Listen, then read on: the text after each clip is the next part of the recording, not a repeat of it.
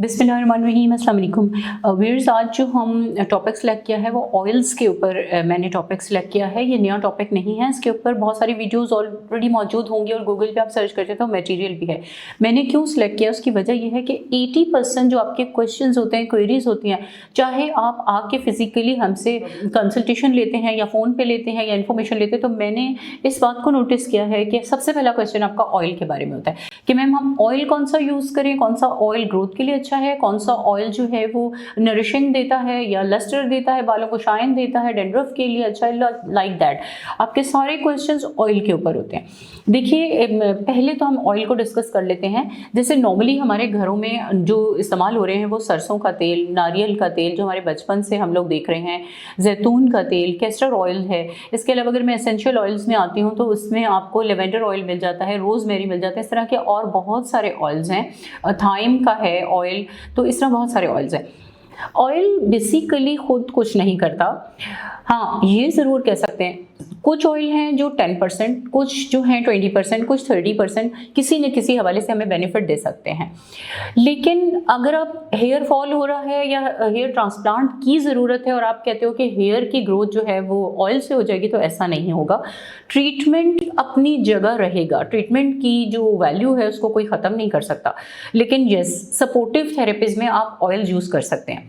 मेरी आज की वीडियो करने का बहुत इंपॉर्टेंट टॉपिक है। मैं अगली 5-7 वीडियो सिर्फ ऑयल्स के ऊपर करना चाहती हूँ और मैं इसके ऊपर एक रिसर्च वर्क भी करना चाहती हूँ कि जो हर्ब्स होती हैं, ये जो ऑयल्स होते हैं, या आसान ज़बान में हम कहें तो ये जड़ी बूटियाँ जो हैं, ये हमारे लिए कितनी ज़्यादा बेनिफिशियल है, कौन सी बेनिफिशियल है और कौन सी नहीं है।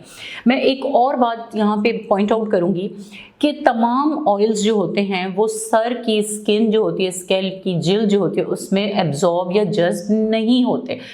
मोस्टली तो सुपरफिशियली रहते हैं। तो आप ये कह सकते हो कि आपकी डेंड्रफ खत्म कर दी, क्लिनजिंग खत्म कर दिया टेम्पररी तौर पे, लेकिन वो अंदर नहीं जाते। किस पर डिपेंड करते हैं? वजन कह लें, वॉल्यूम कह लें, या हमारी ज़बान में मॉलिक्यूलर वेट कर लें।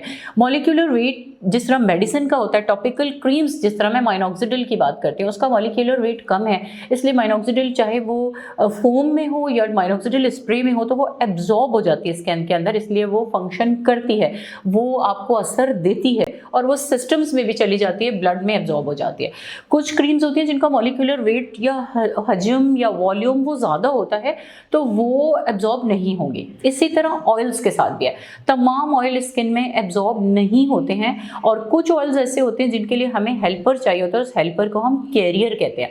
ये कुछ कैरियर हमारी स्किन के अंदर, बॉडी के अंदर भी मौजूद होते हैं, जो जैसे कुछ चीज़ें होती हैं जो वाटर सॉल्युबल होती हैं, जो पानी में हल हो जाती हैं, और कुछ चीज़ें होती हैं जो फैट में सॉल्व होती है। तो ऑयल फैट में सॉल्व होने वाली चीज़ है, इसलिए इसको कैरियर स्किन के अंदर भी चाहिए और स्किन के बाहर भी चाहिए। सो हम बहुत सारे एसेंशियल ऑयल्स को कैरियर के साथ यूज़ करते हैं। कैरियर का एक फंक्शन ये भी है कि जो ऑयल आप डायरेक्ट लगाते हो वो आपको इरिटेट कर सकता है, वो आपको डर्मेटाइटिस यानी कि स्किन की डिजीजेस कर सकता है, आसान बात करते हैं। तो जब आप कैरियर में उसको डाइल्यूट कर लोगे तो वो उसका इफेक्ट तो उतना ही रहेगा, लेकिन उसका जो साइड इफेक्ट है वो कम हो जाएगा, यानी कि आपको इरिटेट नहीं करेगा। ये पूरे रिसर्च प्रोडक्ट्स में मैं करना चाह रही हूँ और इसी को मद्देनजर रख के मैं कुछ ऑयल्स लॉन्च करना चाह रही हूँ। बिफोर लॉन्चिंग, जब तक हमारी प्रिपरेशन हो रही हैं, मैं आपको सारे ऑयल्स के बारे में बताऊंगी कि कौन सा कितना इफेक्टिव है। सो हम लोग मैं बहुत सारे ऑयल्स जिनको मैं इनके ऊपर वर्क करना चाहती हूँ, इस पर आपका फीडबैक लूँगी, इसके ऊपर डाटा कलेक्शन करूँगी।